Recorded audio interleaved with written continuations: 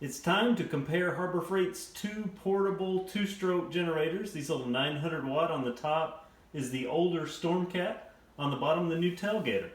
Let's compare them, see if they're truly the same generator with just a different paint job.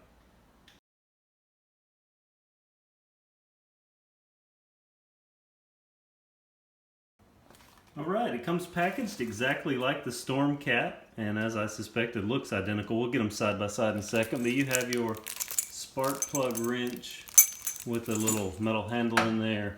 Of course, your handle for the generator itself, your oil mixing cup that can go down in your tank, and you get instructions.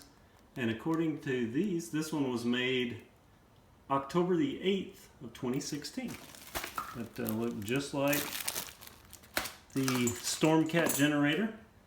I know that some people like to see the boxing, so here is the box. You can pause it if you want to read any details. They are exactly the same as the StormCat. And then of course just the lid. Unboxed, ready to go. We'll get it gassed up shortly and give it a run, but I wanted to mention a couple things. Number one, I have quite a few videos on the old red StormCat version of this generator. And I have some experience with the two different lot numbers. You can look up all that, and there's subtle little differences about them.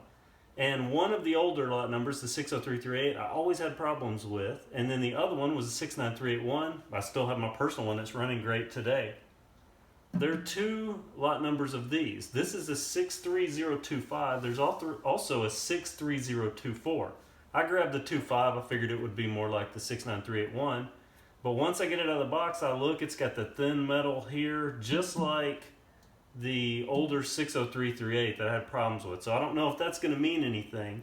We'll get them side by side here in a second and take a look at them. Let's give it a quick 360. On the front, looks just like the old StormCat. All the same buttons, controls, outlets, and so on. Just green paint. Our housing on this side looks exactly the same muffler. The back looks exactly the same.